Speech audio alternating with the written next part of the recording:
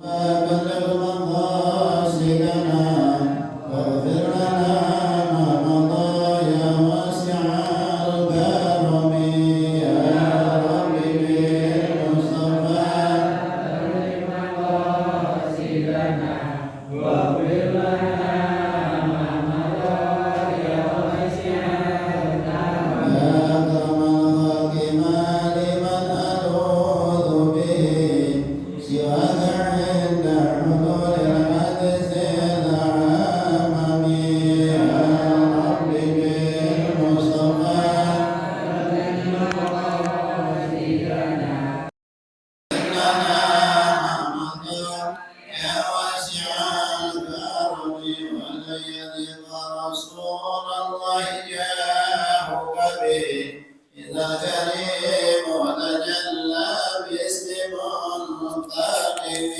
يا رب بالمصطفى بلغ مقاصدنا واغفر لنا ما مضى يا واسع الكرم فإن من جودك الدنيا وضارتها ومن علومك علم الله والقلم يا رب بالمصطفى بلغ مقاصدنا واغفر لنا ما مضى يا واسع الكرم الناس لا تقنطي بزلة عظمت إلى الكبائر بالغفران كالأمم يا رب بالمصطفى بلغ مقاصدنا واغفر لنا ما مضى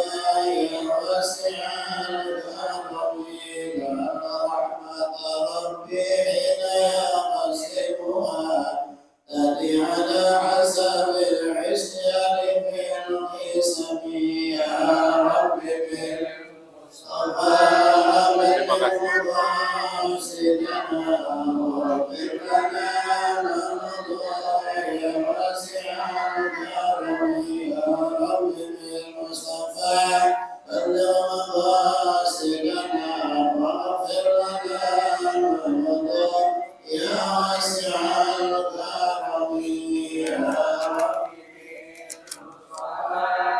بلغ مقاصدنا واغفر لنا ما مضى يا واسع الكرم اللهم صل وسلم وبارك على آله أخرج إلى من كتاب الشيخ الإمام الغزالي وسوري ومشايخنا المصنف الحسن بن عبد الله بن شاتر ومن وفى شاتر الروح حجي مولانا راشد بن هادي أبي راشد حجي سمية بن هادي محبوب حجي هادي محمد شربي بن هادي زيدي حجي حسن بن هادي أبو فتح كي هادي أحمد بن يدي بن إلياس كي هادي عثمان بن سلمان بن كي هادي مهدي بن مرجوب Haji Yudi Syahbana bin Haji Maulid Rashid, Haji Fikri Sayyid Kariban bin Haji Abdul Hamid, Farla Arafat bin Haji Fikri Sayyid Kariban, Jalagani bin Tiarogani, Zainal Asli bin Saleh, Haji Maslan Samsudin, Haji Siti Daryatun binti Martau Yasmo, Haji Sitawati binti Haji Muhammad Qasim, Usurihim Ufurihim Allah Ta'ala Rahman Maghfirah, Walidina walidikum wa ummatina wa ummatikum, wa ummatil muslimin jami'in wa Habib Muhammad sallallahu alaihi wasallam al-Fatihah.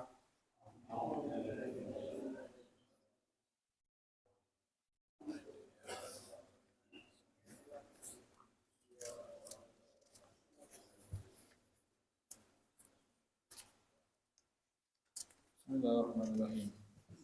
Di halaman 10 ya. 10 baik putah sama makna taubah. Baik putah sama makna taubah. Bismillahirrahmanirrahim. Alhamdulillah rabbil alamin. Wassalatu wassalamu ala sayyidil mursalin wa ala alihi wa sahbihi ajma'in. Qala al-musannif radhiyallahu anhu ila an qala فإن قلت فما معنى التوبة النصوح وما حدها وما ينبغي للعبد أن يفعله حتى يخرج من الذنوب كلها فأقول أما التوبة فإنها سعي من مساعي القلب، وهي عند التحسين في قول العلماء رضي الله عنهم تنزيه القلب عن الذنوب.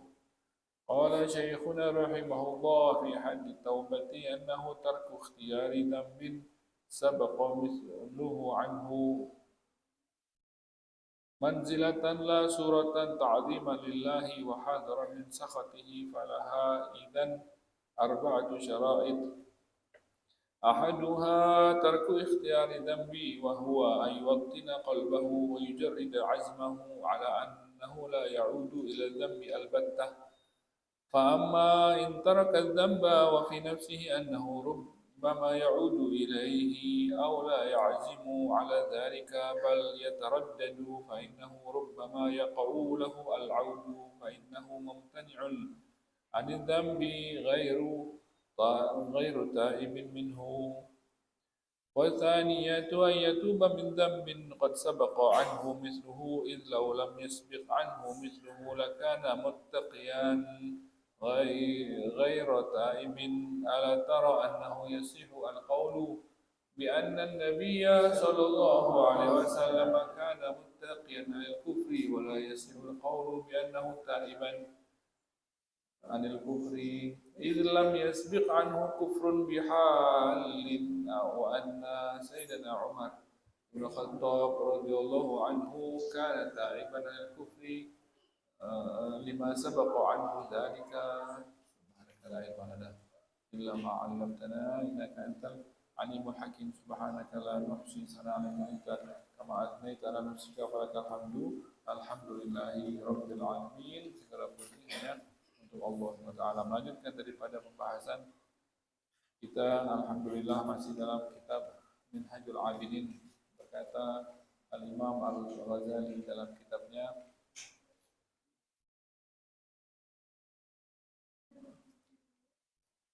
berkata Al-Imam Al-Ghazali dalam kitab, "Faqulta, apa makna taubat yang nasuh?" Kalau engkau bertanya, kalau engkau berkata, maka fama makna taubatin nasuh? Apa makna daripada taubat nasuh, taubatun nasuha? Kalau engkau berkata atau bertanya, apa itu sih makna daripada taubatun nasuha? Wa ma hadduha, dan batasannya apa? Ya, wa ma yanbaghi lil 'abdi, dan apa yang hendaknya dilakukan oleh seorang hamba, ayaf'alahu, untuk dilakukan, hatta yakhruja, sehingga dia bisa keluar, minal dzunubi kulliha, daripada semua dosa bagian. Jadi ini kalau timbul pertanyaan, kata Imam Ghazali dari kita, apa sih taubat nasuh itu? Taubat nasuha itu apa? Bagaimana batasan-batasannya? Dan apa yang hendaknya kita lakukan supaya kita bisa sampai ke tingkatan itu? Bagaimana caranya? Gitu kan? Ini, fa'aqul, maka kata Imam Ghazali, maka aku berkata. Imam Ghazali menjawab, amma taubatu, sedangkan taubat itu adalah fa'innaha, sesungguhnya dia itu sa'yun, adalah suatu perbuatan, ya. Sa'yun, perbuatan. Min masa'il qalbi, daripada perbuatan-perbuatan yang dilakukan oleh hati.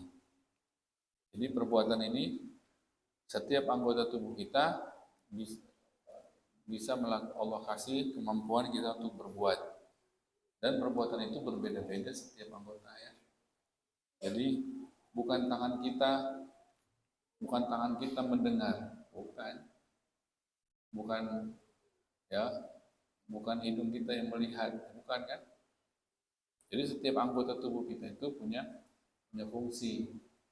Mata kita melihat, ya kan? Tangan buat mengambil, ya kan? Telinga buat mendengar. Maka di antara anggota tubuh kita tuh ada mata, ada telinga, ada hidung, ada gigi, lidah, masing-masing ada fungsinya. Ada juga hati. Hati punya fungsi juga, ya, qalbu. Jadi hati bukan hati yang dalam artian biologi, ya. Ada hati dalam artian ilmu Imam Ghazali, ya, ilmu tasawuf, ya. Hati dalam kitab ini, dalam kitab Ihya, hati dalam kitab ini.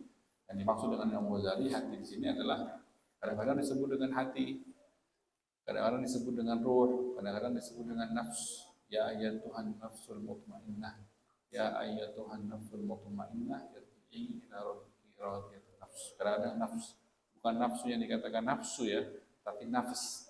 Nafas itu ya ayyatuhan nafsu.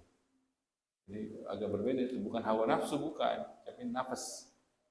Nafas ya ayyatuhan.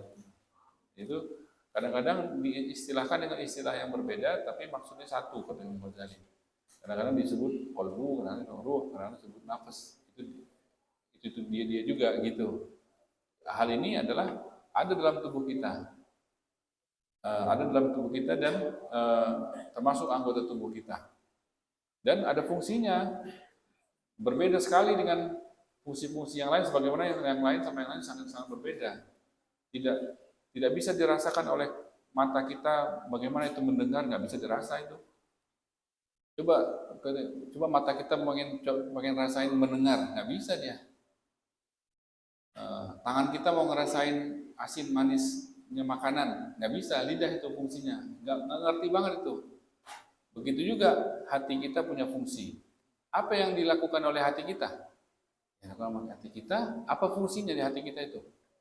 Senang. Senang itu bukan rambut yang rasain senang itu. Senang, sedih, puas, ya, ridho, itu ikhlas, itu dia. Rasa-rasa itu hanya bisa dirasakan oleh hati, bukan anggota tubuh yang lain.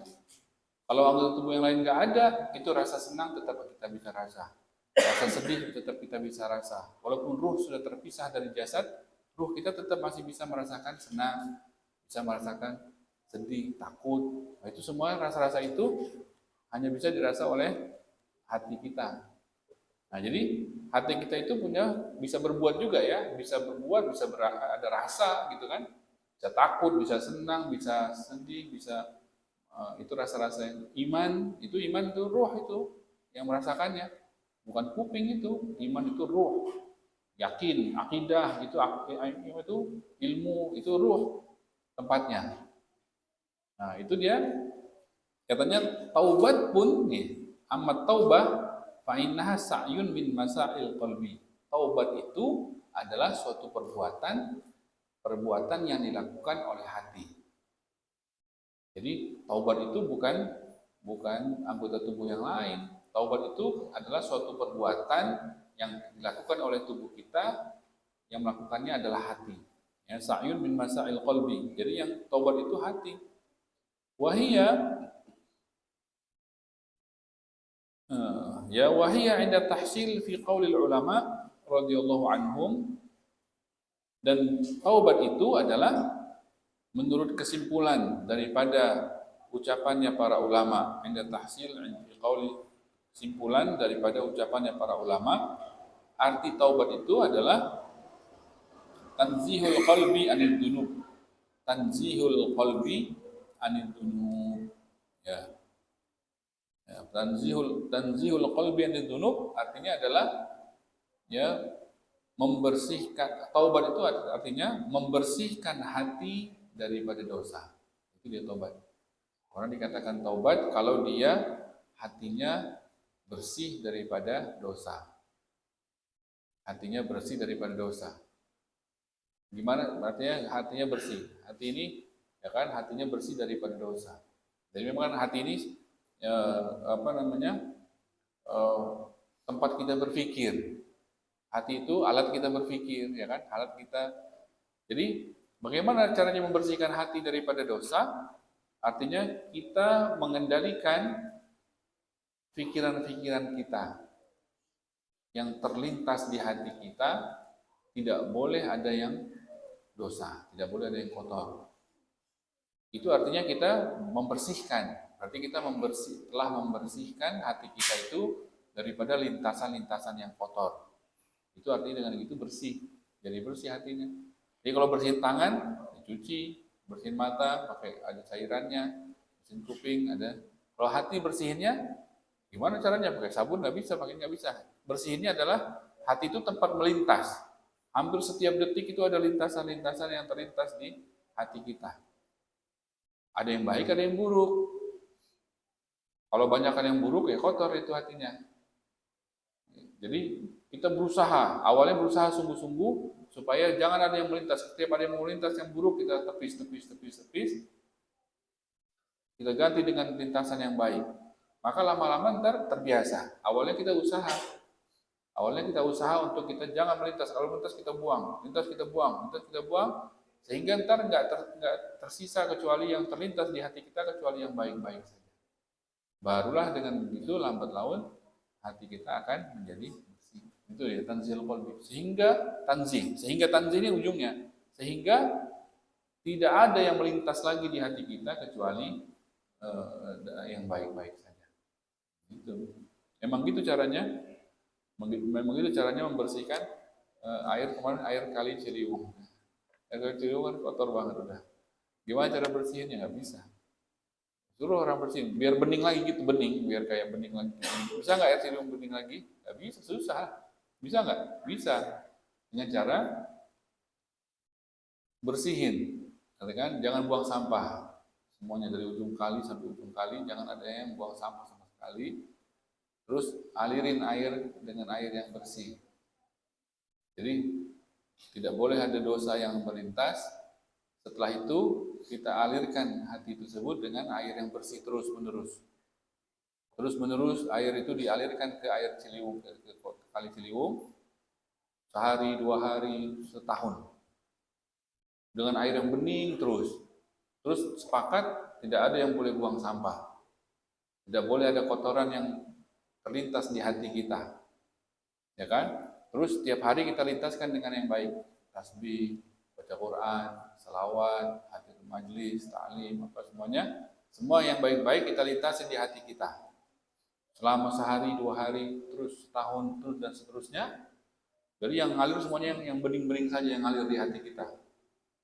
Yang dosa stop gitu. Maka setelah setahun, minimal setahun itu memang disebut para ulama. Untuk membersihkannya minimal setahun. Karena sudah terlalu kotor. Ciliwung gitu juga, mana mungkin kalau cuma 2 hari. Nggak mungkin bening lagi dia. Sebulan juga nggak bakal bening juga. Udah segitu kotornya. Jadi mesti setahun, minimal setahun. Gitu juga hati kita, minimal setahun.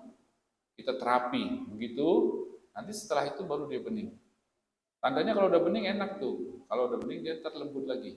Kalau udah lembut lagi, gampang tersentuh. Ya, gampang menerima kebaikan, gampang kesian lihat orang kalau yang dikasihani, lihat anak kecil kasihan gitu. Jadi rahmah, baik sama orang gitu, nggak jahat, nggak keras, hatinya nggak keras lagi. Itu tanda-tandanya.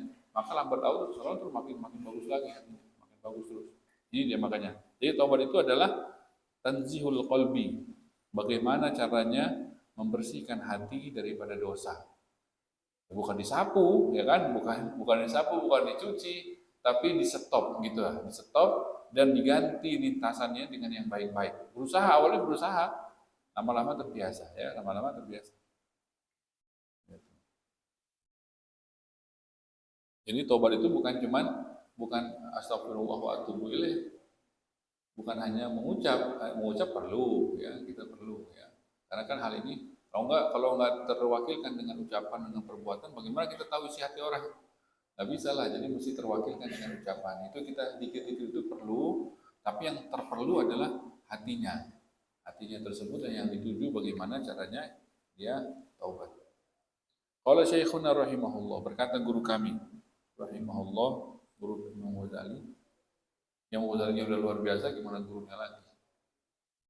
Fi hadith taubah, dalam bagaimana membataskan taubat itu, apa itu taubat, maka gurunya berkata, annahu sesungguhnya taubat itu adalah batasannya tarku, meninggalkan, ikhtiyari, meninggalkan ikhtiar, meninggalkan mau berbuat, meninggalkan memilih berbuat. Ikhtiar itu kan memilih. Ini kan setiap detik kita ini pilihan-pilihan ini. Mau tidur apa nggak mau tidur, mau duduk atau mau bangun, mau ini, setiap detik pilihan-pilihan ini dipaparkan. Mau pulang atau mau pergi, mau ini semua itu pilihan. Jadi meninggalkan untuk memilih. Taubat itu adalah, kata guru Imam Ghazali, meninggalkan untuk memilih. Ketika dipaparkan pilihan-pilihan di rumah waktu santai, alhamdulillah, badan sehat, ya, duit banyak, dosa dikit deh, kan? Itu pilihan nggak itu? Kan? Badan sehat, nggak ada yang dirasa, duit banyak, orang nggak ada yang lihat, ya, makan enak, ya udah di dosa dikit, kan nggak apa-apa. Itu kan pilihan itu. Kita pilih nggak itu? Ketika itu timbul, ya kan? Ini meninggalkan untuk memilih, kata guru Imam Ghazali. Taubat itu adalah meninggalkan untuk memilih dambin, perbuatan dosa. Ketika pilihan-pilihan itu setiap detiknya terpapar di depan kita, kita pilih yang selamat, yang aman-aman saja, yang selamat. Bukan berarti nggak boleh yang makan boleh, tapi banyak orang dalam kelalaiannya itu terjerumus. Banyak orang dalam kelalaiannya terjerumus. Dengan lapangnya dia, dengan sehatnya dia, dengan banyak rezekinya itu banyaknya orang terjerumus di situ. Nyaman dia udah deh, mulai deh kemana-mana, gitu kan? Maka di situ perjuangan untuk bagaimana caranya orang ini bisa berhasil meninggalkan untuk memilih berbuat dosa. Nih, Damin kata Guru Ghazali, sabaqa mithluh, yang sebelumnya pernah dilakukan, maka dia tidak lakukan lagi. Itu tobat kan itu kan? Ya. Manzilatan la suratan. Manzilatan maksudnya walaupun hanya artinya manzilatan ini kan dipanjang nih pencerahannya, ntar akan disyarahi. Manzilatan itu maksudnya dalam posisi, artinya nggak mesti semua dosa yang pernah dulu dia pernah lakukan semua, nggak pasti. Walaupun dia hanya dulu pernah lakukan sebagian saja, dia tobat dari semua dosa yang sepertinya, gitu. Sepertinya. Jadi tapi sepertinya itu hanya bisa mewakili yang di manzilahnya saja. Hanya bisa mewakili taubat daripada dosa yang sejenisnya saja. Kalau taubat yang ada levelnya di atasnya lagi, itu taubatnya mesti khusus. Ada lagi ntar nomor 2. Nggak bisa dengan taubat yang nomor 3 mewakili taubat nomor 2. Nanti nomor 2 ada lagi taubat nomor 1 di atasnya lagi. Nomor 1 itu taubat dari kekufuran. Kalau orang yang taubat dari kekufuran, dia nggak mau kufur lagi. Sebelumnya dia pernah kufur, naudzubillah min dzalik. Dia mau taubat dari kufur nggak bisa, nggak cukup itu astagfirullah wa atubu ilaih, nggak cukup. Orang taubat dari kufur itu mesti asyhadu alla ilaha illallah wa asyhadu anna Muhammad Rasulullah. Jadi ada manzilah dalam taubat itu ada tingkatan-tingkatan. 3 tingkatannya disebut di Al-Qur'an. Laisa 'alal ladzina amanu wa 'amilus shalihati junahun fima ta'imu idza mattaqaw wa amanu wa 'amilus shalihati tattaqaw wa amanu tattaqaw wa ahsanu. Sebut tuh 3 tingkatan tersebut oleh Allah Ta'ala. Jadi taubat itu masing-masing tingkatannya berbeda-beda.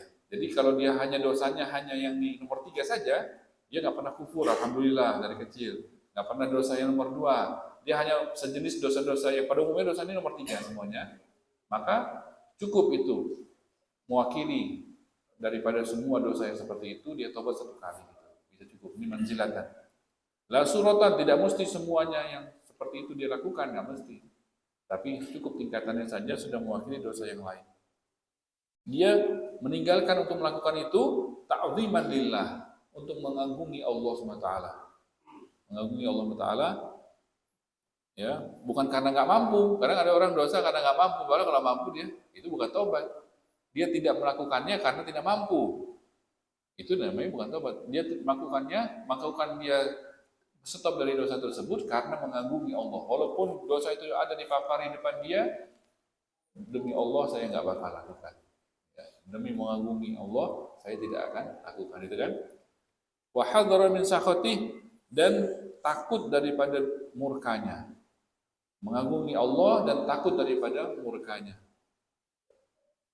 Nah, sampai situ titik. Ini arti taubat menurut gurunya Imam Ghazali. Dari mulai situ sampai situ, inilah yang akan disyarahi oleh Imam Ghazali satu persatu kata-kata gurunya ini. Perkataan daripada gurunya inilah yang akan dijabarkan, disyarahkan oleh Imam Ghazali satu persatu. Oh berarti begini, oh berarti begitu. Insya Allah akan kita bahas di pertemuan yang akan datang.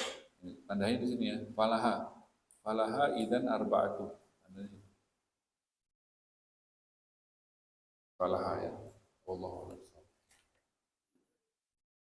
Subhanakallahumma wa bihamdika asyhadu an la ilaha illa anta astaghfiruka wa atubu ilaik. Rabbana wa'ana mimma 'allamtana rabbi 'allimna alladhi yanfa'una rabbi faqihna wa faqih ahlana wa qarabatil lana fi dinina ma'al fitri wa dzakar rabbi wafiqna wa fiqhum lima taqtadi qawlan wa fi'lan karama warzuqil kulla halalan daima wa akhlat ya 'ulama nahwa bil khairi wa nafwa kull syarr ربنا اصلح لنا كل شؤون وامرنا بالرضا منك العيون واقض عنا ربنا كل ديون قبل ان تاتينا رسل المنون واغفر واستر انت اكرم الستر وصلاه الله ترجى المصطفى من الى الحج دعانا والوفاء في كتاب في لله الشفاء وعلى الال الكرام الشرفاء وعلى الصحب المصابيح الغرر اللهم اهدنا بهداك واجعلنا ممن يسارع في رضاك ولا تولنا وليا سواك ولا تجعلنا ممن خالف امرك وانساك وحسبنا الله ونعم الوكيل ولا حول ولا قوه الا بالله العظيم وصلى الله على سيدنا محمد وعلى اله وصحبه وسلم والحمد لله رب العالمين. الفاتحه.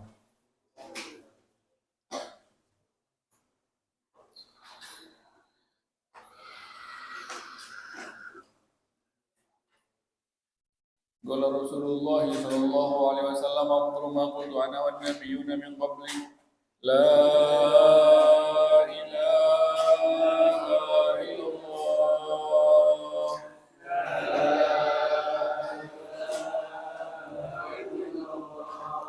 لا إله إلا الله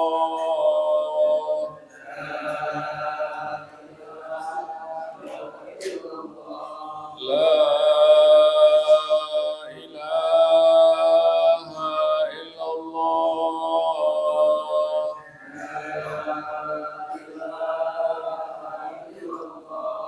محمد رسول الله صلى الله عليه وسلم كلمة حق عليها نحيا وعليها نموت وعليها نبعث إن شاء الله من الآمنين. ربنا تقبل منا إنك أنت السميع العليم وتب علينا إنك أنت التواب الرحيم. صلى الله عليه وسلم محمد وعلى آله وصحبه وسلم والحمد لله رب العالمين.